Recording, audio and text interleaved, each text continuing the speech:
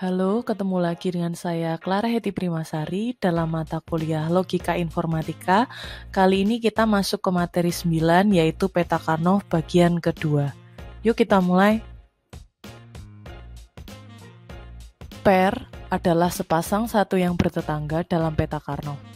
Di situ teman-teman bisa lihat ada dua satu yang bertetangga baik secara vertikal maupun secara horizontal. Namun tidak secara diagonal ya teman-teman.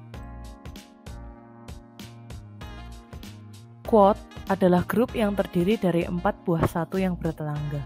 Satu yang bertetangga itu bisa secara vertikal, horizontal, atau bisa tumpuk dua baris seperti di gambar ya teman-teman.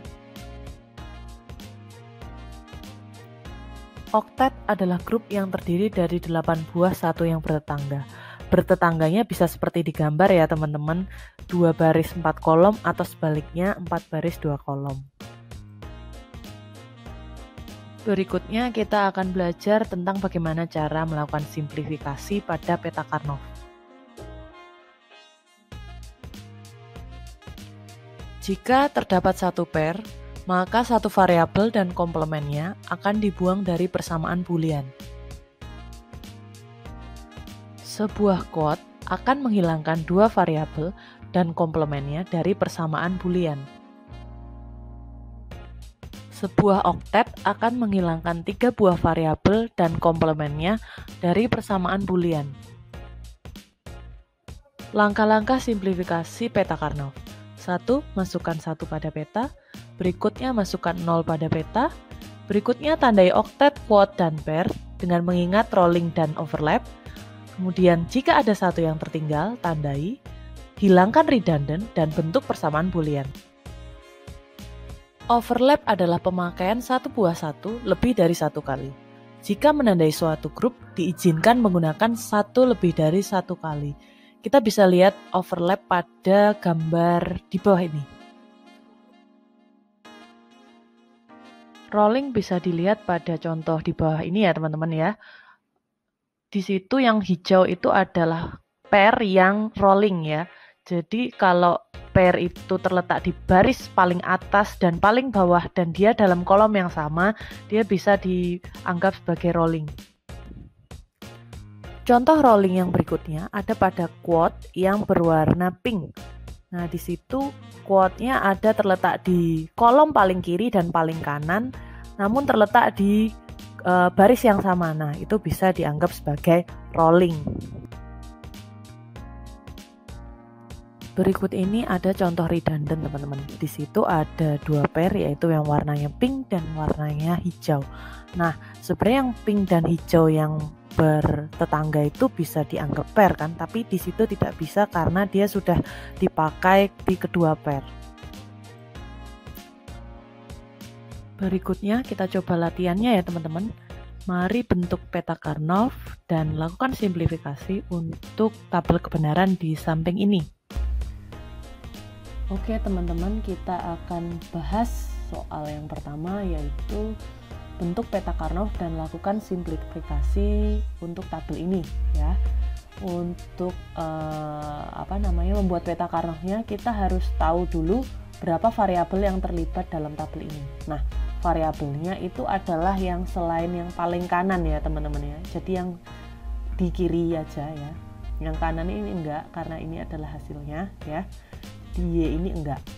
Jadi ada berapa? Ada 3 teman-teman ya. Ada A, mau saya coret.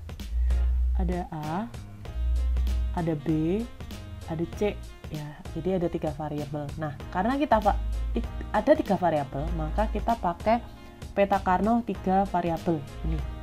Yang ini teman-teman. Nah, ini bentuknya sudah seperti ini, paten seperti ini ya teman-teman ya, yang mana ada 2 kolom dan ada 4 baris. Yang baris pertama A bar B bar, kedua A bar B, ketiga AB, lalu keempat A B bar. Kolom yang pertama adalah C bar dan C. Ini seperti ini ya. Nah, yang pertama langkahnya apa untuk melakukan simplifikasi peta Karnoff? Di sini saya sudah bikin contekannya ya teman-teman ya, supaya teman-teman lebih mudah memahami. Jadi pertama kita masukkan 1 pada peta ya. Nah, dari peta Karnoff ini ya, kita lihat dulu paling gampang ya. satunya dulu ya, satunya dulu. Jadi biar ngisinya cepet tuh kita ngisiin 1 baru nolnya dulu ya teman-teman ya. 1 dulu baru 0. Oke, yang satu ini apa?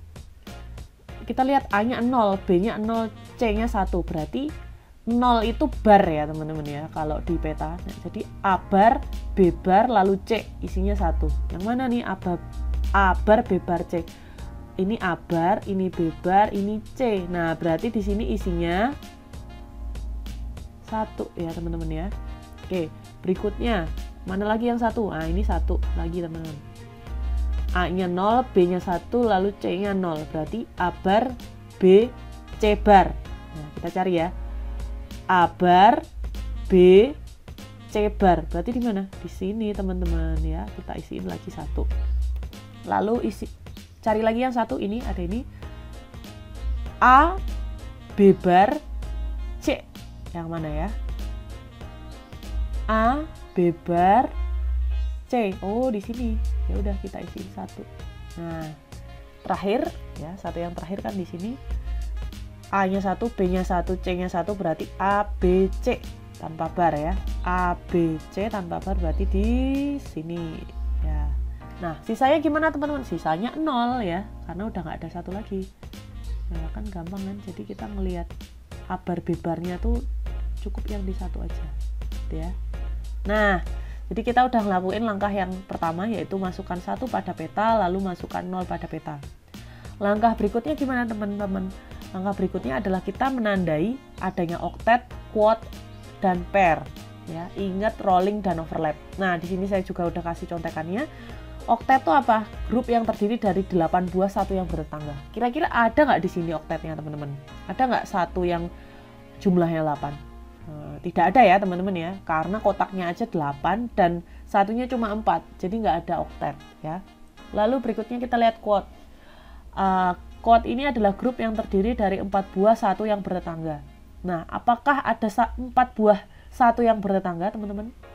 Di sini memang satunya ada 4, tapi satunya yang lain mencil nih, nggak bertetangga gitu ya, jadi nggak ada quote-nya. Berikutnya kita lihat pair. Pair itu adalah sepasang satu yang bertetangga. Jadi ada 2 ya, satunya yang sebelahan gitu ya. Nah, kita lihat di sini ada nggak? Oh, ternyata di sini ada nih. Nah, kita tandain teman-teman. Sama ya, jangan lupa perhatikan ini ya.